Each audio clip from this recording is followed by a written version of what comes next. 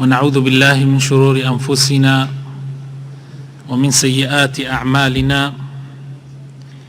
من يهده الله فلا مضل له ومن يضلل فلا هادي له وأشهد أن لا إله إلا الله وحده لا شريك له وأشهد أن محمدا عبده ورسوله يا أيها الذين آمنوا اتقوا الله حق تقاته ولا تموتن إلا وأنتم مسلمون. برایانی بەڕێزم لە زنجیرە باسەکانی باشترین سەرمەشق رسول الله صلى الله عليه وسلم ئەمڕۆ باسی صفەتی لێبوردەیی پێغەمبەری خوا ئەکەین صلى الله عليه وسلم. عفو وتسامح لە صفاتەکانی پەروەردگارە جل جلاله. خوای پەروەردگار لێبوردەیە و لێخۆش بووە. خوای تەعالا لە بەندەکانی خۆشە بێ چەند تاوان بکەن چەند گوناح بکەن بگەڕێنەوە بۆ لای خوا، خوای تەعالا لیان خۆشە بێ. إن الله لا يغفر أن يشرك به ويغفر ما دون ذلك لمن يشاء. كوابو خوای تەعالا زۆر لێبوردەیە. بني إسرائيل گوێرەکەیەکیان کردە شەریکی خوا،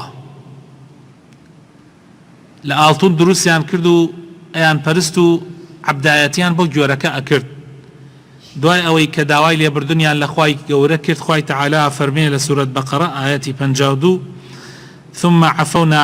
عنكم من بعد ذلك لعلكم تشكرون. لە سورەت نیساء ئایەتی 153 فەرمێ ثم اتخذوا العجل من بعد ما جاءتهم البينات فعفونا عن ذلك وآتينا موسى سلطانا مبينا. يعني خوای تەعالا پاش ئەو تاوانە گەورەیە کە داوای لێبوردنیان کرد، خوای تەعالا عەفوی کردن و لێی خۆش بوون، لیان خۆش بوو. خوای تەعالا عەفووە،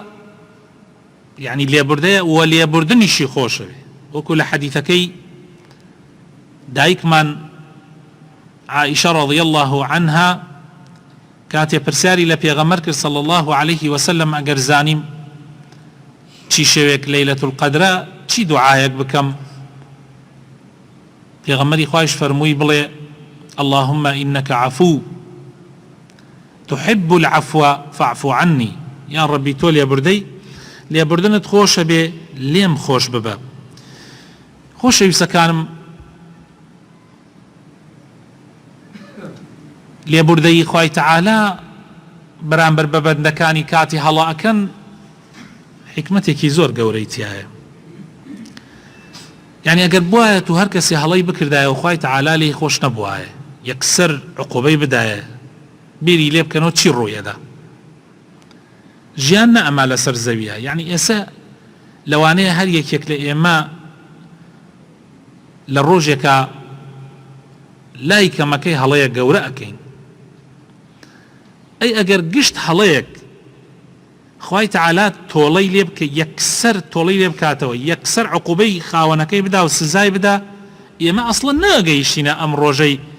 کە ئێستا لە ڕەمەزان ئاین و بڕۆژووین و لە ماڵێک لە ماڵەکانی خوایە دانیشتوین و لە مەجلیسێکی زکرا بەو نیەتەی کە خوای تەعالا لێمان خۆش ببێ و ئینشاء الله لێشمان خۆشە بێ. ناگەیشتنە ئەم وەزعە. بگرە لەوانەیە لەسەر زەویە کەم مرۆڤ بمایەتەوە. یعنی ئەگەر خوای تەعالا گشت هەڵەیەک و سزای مرۆڤەکانی بدایە، بەڵام خوای تەعالا بە عەفو لێبوردنی خۆی مۆڵەت ئەدا، تەنانەت بە زاڵمان، تەنانەت بە ستەمکاران، تەنانەت بە هەموو خەڵکی. خوای تەعالا مۆڵەت ئەدا. دنیا جێگای ئیمتیحانە. خوای تەعالا پاداشتەکانی بۆ قیامەت هەڵگرتووە. زۆرینەی پاداشتەکان لە قیامەتا خوای تەعالا ئەیداتەوە، ئیتر بە سزا بێ یا بە پاداشت بێ. خوای تعالی ئەمری بە پێغەمبەرەکەشی کردووە سەڵاواتی خوای پەروەردگاری لەسەر بێ کەوا سیفەتی عەفوی تیا بێ لە خواوە صفاتەکانی خوا وەربگرن لەوانە عەفو پێغەمبەر صلی الله عليه وسلم خوای تعالی پێ فەرمێ خذ العفو وأمر بالعرف وأعرض عن الجاهلين سورة طبعا أعراف آية 199 خذ العفو يعني عفو ليبردن بك ببيشت وري بقرة بجواني وأمر بالعرف وأمر بتشاك بك وأعرض عن الجاهلين وبشت بك لنفا مكان برين النفام زورة لسر زوية خلقي نفام زورة توش هرچی کارێکی چاک ئەەکەی طبعا تۆی مسلمان چجا پێغەمبەرەکان ناچێتە دڵی گشت کەسێکەوە بۆیە ڕەخنەت لێ ئەگرن قسەت پێ ئەکەن بەرامبەر تەوەسنەوە گوێنت پێ ئەدەن ئازارت ئەدەن خوای تعالی بە پێغەمبەرە فەرمێ صلی الله عليه وسلم پشتگوێیان بخە پشتگوێیان بخە یعنی حەسابیان بۆ مەکە ژیان هەروایە برا بەڕێزەکان نەبۆ من نەبۆ تۆ شامی شەریف نییە مستحیلە لەم ژیانە بژێی بە بێ کێشە ئەگەر پێغەمبەریش بیت پاکترین خەڵقی خوایش بیت مستحیلە پێغەمبەری خوا صلی الله عليه وسلم تعریف و پێناسەی عەفومان بۆ کە عەفو یعنی بەم شێوازە لە عەفو تێگەیشتۆ پێغەمبەر صلی الله عليه وسلم أن تعطي من حرمك يعني کەسێک لە ژیانتا کاتێ پێویستت بوو بێ بێبەشی کردی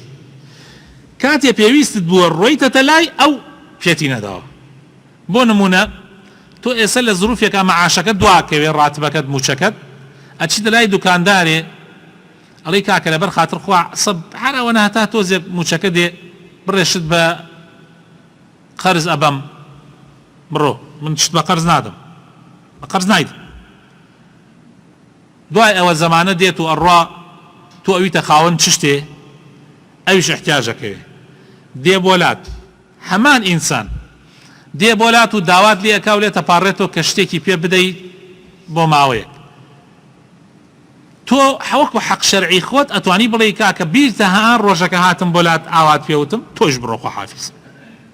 بەڵام تۆ وا ناڵی تۆی تعطی من حرمك تۆ پێی ئەدەی يا سبحان الله أو يعني أما شي صفتك يعني أو بشيك اللي بردن وأن تصل من قطعك خزمي كتيا برادري كتيا هاوري كتيا قومي كتيا بشتي ليت كردوا خزمايتي وهاوريتي وأماني بتشراندوا بەڵام لەگەڵ ئەوەیشا تۆ هەوڵ ئەدەی نایی بچڕێنی تۆ هەوڵ ئەدەی هەر ئەڕۆی حتا ئیتر چار نامێنێ تۆ هەوڵ ئەدەی هەر باشە بی چەنی ئەو خراپ بێ ئەخرەمە زۆر قورسە ئەمە هەر بەس وەدەم ئاسانە ئەیسە وەدەم زۆر ئاسانە تو کەسێ کە بچی بۆ ماڵەکەی ئەڵێ بڕۆ دەرچوو مەیە بۆ ماڵم برا بەخوایە باوکیشت بێ براشت بێ دایکیشت بێ زۆر زەحمەت زۆر زەحمەتە تۆ هەدیەیەک ئەبەی بۆ کەسێ هەدیەکە و خۆتش دەرەکات لە ماڵ زۆر زەحمەتە بەڵام تو جارێ دوو سێ حتا ئەوەنەی توانات هەبێ هەر بەردەوامی هەر ناڕۆخی کەسێ لە ژیانە زوڵمی لێ کردووی تعدای لێ کردووی کاتێ دەستی ڕۆیشتووە ئێستا زەمانە هاتوو ئەو کەوتە ژێر دەستەوە تۆ دەستت ڕۆیشتۆ ئەو دەسڵاتی نییە تۆ لەبەر خاتری خوا بڵێ من عەفو دەکەم ئەمانە صفاتی لێبوردەیی پێغەمبەرن صلی الله عليه وسلم و هەروەها ئەصحابەکانیشی لەسەر ئەمە فێرە کرد با بچینە خزمەتی پێغەمبەری خوا صلی الله عليه وسلم خۆی عبد الله كري عمري كري عاص بما نجريته أفرمي في غمري خوا صلى الله عليه وسلم قد لبرانبر خرابين وكرت يعني مقابل شن يا خراب وايا أم هر شاك يا لا يدفع السيئة بالسيئة سيئة يعني خراب سيئەی بە سەیئە جواب نەدایەوە يدفع يعني پاڵانی سەیئە بە سەیئە نەیەکرد پێغەمبەر صلی الله عليه وسلم ولكن يعفو ويصفح بەڵام پێغەمبەر صلی الله عليه وسلم لێبوردەیی بەخشیندەیی مامۆسای بەشەریەت بووە خوا وا دروستی کردووە ئەبێ ببێ بە قودوە و سەرمەشق و باشترین سەرمەشق بۆ ئێمەی موسڵمان براینە لە کاتی پێغەمبەرایەتیە پێش ئەوەی کۆچ بکا بۆ مەدینە پێغەمبەر صلی الله عليه وسلم زۆر ئازارەدرا لەلایەنی کە مشریکەکانی مەکەوە زۆر ئازارەدرا ئازارەکە گەیشتە سەر ئێسقان گەیشتە حەدێ سەحابەکانیان ئەکوشت ئەوەشیان نەکوشتایە لە ژێر دارە هەرچی گیان بکوشیان ئاشکان داخیانیان ئەکرد بە ئاگر لەم حاڵەتە ناڕەحەتانە پێغەمبەر صلی الله عليه وسلم بە دوای مەوایەکە ئەگەڕا شوێنێک داڵدەی خۆی و هاوڕێکانی بدا ڕۆشت ڕووی کردە وڵاتان بەم شوێن بەم لا یەکێ لەو شوێنانەی کە ڕووی تێکردن تائیف بوو کە لە مەککەوە ئەوەی عومرە و حەجی کردووە ئەزانێت تقریبا نزیکەی 90 کیلۆمتری ئێستا 90 يعني تۆزێ زیاتریا کەمتر لە مەککەوە دوورە يعني نێوانی تقریبا ئێرە و دەربەندی خان چوو بۆ ئەوێ تەکلیفی لێیان کرد دەر ڕۆژ لە ناویان ماوە هەرچی پیا و معقول و دەمسپیانەیە لەو شارە هەر هەموو پێغەمبەر صلی الله عليه وسلم چووە لای و باسی حاڵی خۆی بۆ کردن بەڵام کە کافرەکانی مەککە قوڕەیش ئاگایان لە مۆزعە بوو لە ژێرەوە خەڵکیان نارد بۆ ئەوێ وتیان کاکە ئەگەر داڵدەی محەممەد بدەن پەنای بدەن ئەوە ئێمە هەرچی شەریکایەتیە لە بینمانە لە زەویزارە لە ماڵە لە تجارەتە هەر هەموویەڵەوە شوێنینەوە بۆیە پێغەمبەری خوا صلی الله عليه وسلم ناچار دەرچوو ئەوان بەوەشۆ نەیانیەڵا بڕێکیان هانی مناڵە وردکەیاندا لە پێغەمبەر صلی الله عليه وسلم بە بەردبارانکردن سەر و قاچی پێغەمبەریان خوێناوی کرد حتا لە تائیف دوورۆ بۆ بە ماوەیەکی زۆر ئەوان هەر لیانەدا بە بەرد بەخۆی و زەیدی هاوڕێی کاتێ پێغەمبەری خوا صلی الله عليه وسلم گەشتە شوێنێک لەوێ ئەپاڕایەوە لە خوا کە خوا لێی قبوڵ کە خوا لێی تووڕە نەبێ ئەی فەرموو خوایە ئەگەر تۆ لێم تووڕە نەبی من ڕازیم ئەگەر تۆ لێم زویر نەبی من ڕازیم هەرچی تۆ بیدەی بەسەرمان من ڕازیم ئەلەم کاتە جبریل هات بۆ لای پێغەمبەر صلی الله عليه وسلم فەرمووی محەممەد خوای تەعالا مەلائیکەی جەوڵەکانی ناردووە لەگەڵما مەلائیکەی کێوەکان ئەوەی کە کێو بەدەسێتی و پێت ئەفەرمێت چی تۆ ئەتەوێ من بۆ جێبەجێەکەم ئەگەر ئەتەوێت شاخەکانی ئەمدی و ئەودیمی مەککە ئەهێنمە یەکتری هەر هەموو خەڵکەکەی لەو بینەتیا ئەبم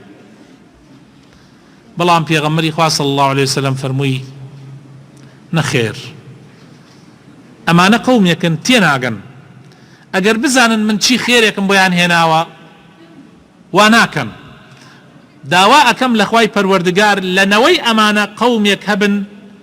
خواپەرست بن بۆیە با خوای پەروەردگار عقوبەیان نەدا آخر برا ئەمە زۆر قورسە ئەم سیفەتە لە هەر کەسێکە هەبێ شایستە نییە کە باشترین سەرمەشق بێ جابری کوڕی عەبدوڵڵا ئەفەرمێ ڕۆژێکیان لە غەزوەیە گەڕاینەوە لە مەنتقەی نەجد کە گەڕاینەوە گەیشتینە دۆڵێک دۆڵەکە دار و درکێکی زۆر زۆری تیا بوو ئێمەش سوپایەک بووین پێغەمبەریشمان لەگەڵا بوو صلی الله عليه وسلم دنیایش زۆر گەرم بوو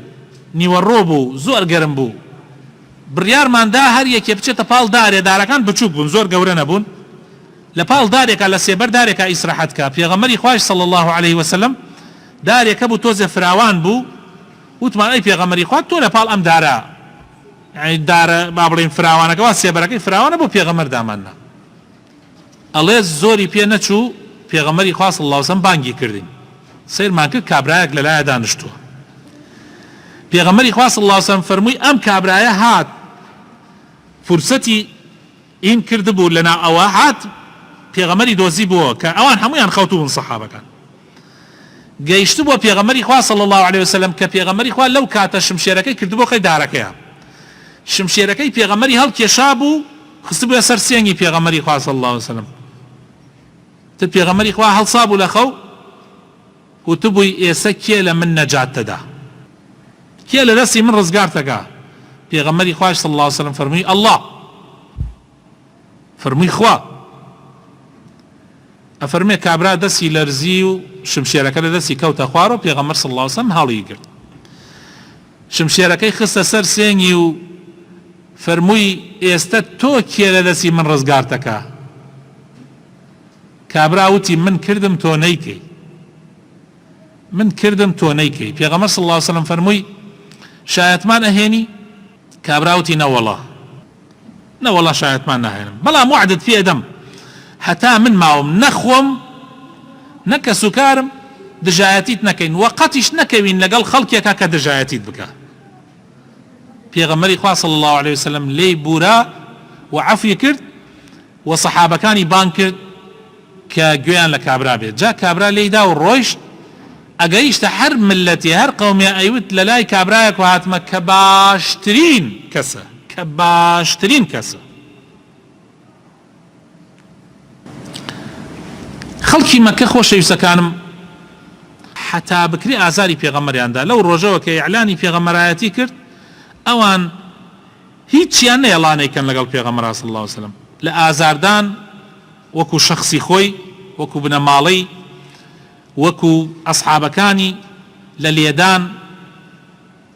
لە کوشتنی ئەسحابەکانی هەوڵدان بۆ کوشتنی خۆی داگیرکردنی خانوو ماڵ و سامانیان ئیتر هەموو ئازارێک ئەگەر خوای تەعالا ڕزگاری نەکردایە لە مەکە ئەیان کوشت دوای ئەوەیش کە لە مەکە دەرچوو کۆچی کرد بۆ مەدینە هەر وازیان نەهێنا لەوێش جەنابتان ئاگادارن چەند شەڕیان لەگەڵ پێغەمبەرا کرد مامەیان کوشت کەسەکارەکانیان کوشت ئەسحابەکانیان کوشت هێڕشیان ئەهێنا و خەڵکیان کۆ کردەوە بۆ ئەوی مەدینە داگیر بکەن ئەلموهیم ئەوەی کە مرۆڤ لە خراپە بەرامبەر بە مرۆڤ بیکە ئەهلی مەکە بەرامبەر بە پێغەمبەر کردیان صلی الله عليه وسلم آخر جار سڵحێک ڕوویدا ئاشتەواییەک لە نێوان هەردوو لایە لە ساڵی 6 کۆچی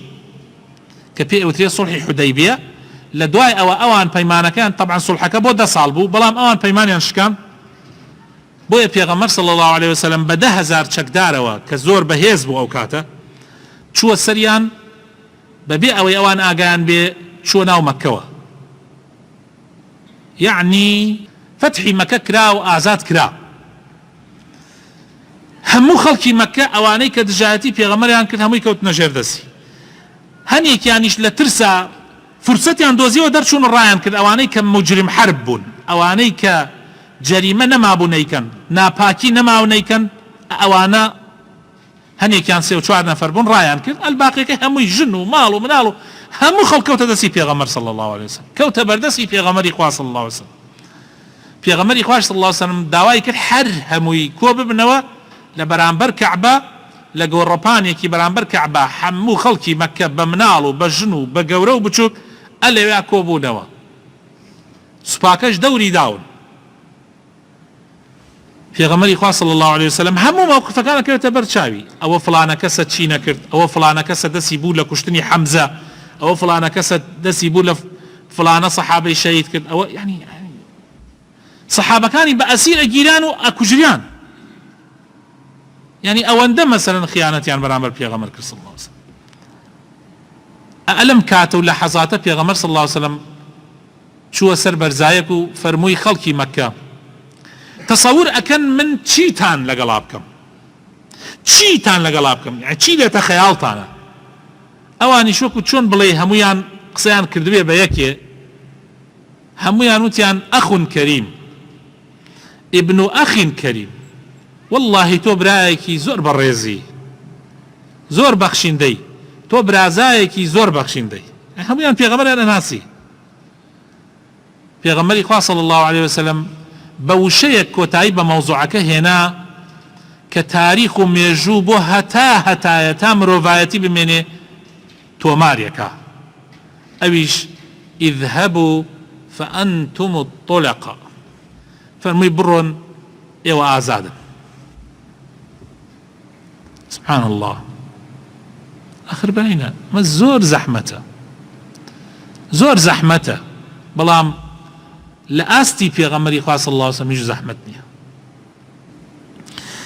خەڵکی مەککە کابرایەکە بوو کوڕی ئەبوو جەهل بوو، ناوی عیکریمە بوو. عیکریمە کوڕی ئەبوو جەهل بوو، کوڕی ئەبوو جەهل تا خۆی بوو چی بە پێغەمبەرە کرد. دوای ئەوەش کوڕەکەی بوو بە ڕئیس بنەماڵەکەی ئاوای بە پێغەمبەرە کرد و زیاتریش. زۆر ئازاری پێغەمبەرێدا و ئازاری ئەسحابەکانێدا. کاتێ پێغەمبەری خوا صلی الله علیه و سلم فەتحی مەکەی کرد، عیکریمە ڕای کرد. طبعا مجرم حربە، يعني مجرم حربە و ڕای کرد. کابرایە کاتە لای پێغەمبەری خوا صلی الله علیه و سلم وتی ئەی پێغەمبەری خوا عیکریمە کوڕی ئەبوو جەهلە، جەنابەت ئەیزانی، بەڵام با فرسەتێکی پێ بدەین. ڕای کردووە و ئەیەوێت مەسەڵەن سەری خۆی هەڵەگرێ و کەس نازانێت بۆ کوێشێ. پێغەمبەر صلی الله علیه و سلم فەرمووی زۆر باشە، من عەفویەکەم، بنێرنە شوێنێ. نردیانە شوێنە طبعا باوەڕی نەکرد، بەڵام قەنەعەتیان پێ کرد و سوێنیان بۆ خوارد کە پێغەمبەری خوا صلی الله علیه و سلم عەفویەتی کردووە. پێش ئەوەی بێت پێغەمبەر صلی الله علیه و سلم چی بفەرمێ باشە بە ئەسحابەکانی، پێش ئەوەی ئەو بگاتە شوێنی خۆی، یعنی بگاتە لای پێغەمبەر صلی الله علیه و سلم. فەرمووی تۆزێکی تر عیکریمەی کوڕی ئەبوو جەهل دێت بە موسڵمان بوونی تێت، ئامان کەس گوێن بە باوکی نەدا. لا حول ولا قوة إلا بالله. کەس گوێن بە باوکی نەدا، چونکە گوێندان بە مردوو سوودێکی نییە و ئازاری دڵی زیندۆکانیش ئەدا. عیکریمە هات زۆر پەشیمانە، نازانیە چی بڵێ. ئەڵێ ئەی پێغەمبەری خوا لێم خۆشەبی؟ فەرمووی من لێت خۆش بووم. فەرمووی ئەی پێغەمبەری خوا من چیم تا ئێستا لە پێناوی جاهلیەت و نەفامیە بەخشیوە بۆ ئازاردانی تۆ و موسڵمانان، ئەبێ دووقاتی ببەخشمەوە. چەندێک لە بەرامبەر ئێوە جەنگاوم، ئەبێ ئیتر لە ئیسەودا دووقات لە پێناوی خوایە بجەنگم. عیکریمە بووە یەکێک لە پاڵەوانەکانی ئیسلام، لە هیچ جەنگێک سڵی نەئەکردەوە. لە جەنگی یەرمووکە بەرامبەر بە ڕۆم، جەنگێکی زۆر مەزن بوو، ڕۆم جێشێکی زۆر گەورەی هەبوو، یەکێک بوو لەو کەسانەی لەو پاڵەوانانەی کە جێشی ڕۆمیشکان. خالد وتی عیکریمە تۆ پیاوێکی زۆر گەورەی و ڕئیس عەشەتی بنەماڵەکەی خۆتی، ئاواوە بێ کرس مەکوتە سەر دوژمن، دوای ئەکوژرێی و زەرەرێکی زۆر لە موسڵمانان ئەکەوێ. وتی خالد وازم لێ بێنە، من زۆرم کردووە دەست بە موسڵمانان، ئەمەوێ حەقی بکەمەوە. یەکێ لەو پاڵەوانانەی کە دژمنی تۆقان و دژمنی شکان عیکریمە بوو. کاتێکیش کە زامار بوو، سێ کەس زامار بوون بە یەکەوە، سێ کەس هەموویان داوای ئاویانە کرد. موسڵمانێک ئاوی پێ بوو، بردی بۆ لای عیکریمە یەکەم کەس کە زامار بووە داوای ئاوێ کرد. لەو کاتە کە هات ئاوەکە بداتە دەستیەوە، یەکێک لەو لاوە وتی ئاو، وتی بڕۆ بیگەێنە ئەو لە من زەرورترە،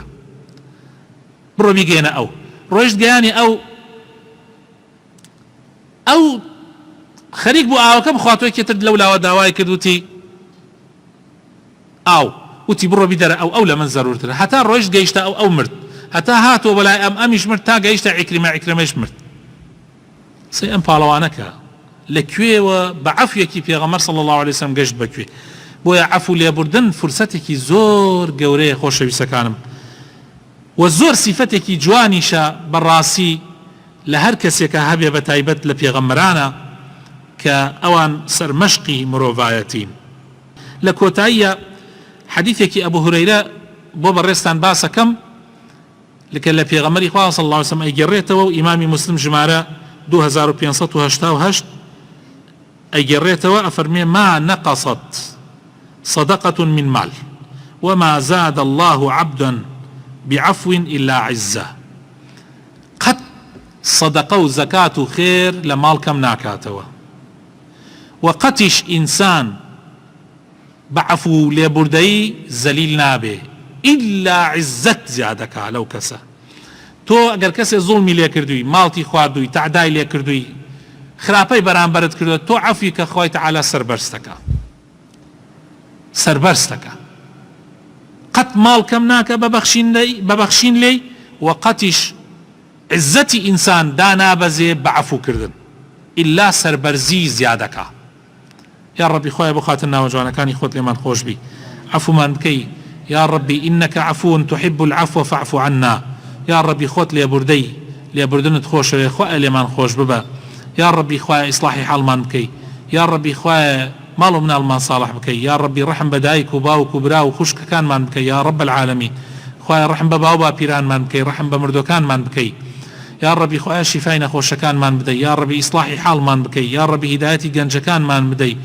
یا ڕەبی تاعات و عیبادەتی مانگی ڕەمەزانمان لێ قبول بکەی. یا ڕەب العالەمین خۆیە بۆ خاتر ناوە جوانەکانی خۆت. آمين آمين. سبحان ربك رب العزة عما يصفون وسلام على المرسلين والحمد لله رب العالمين.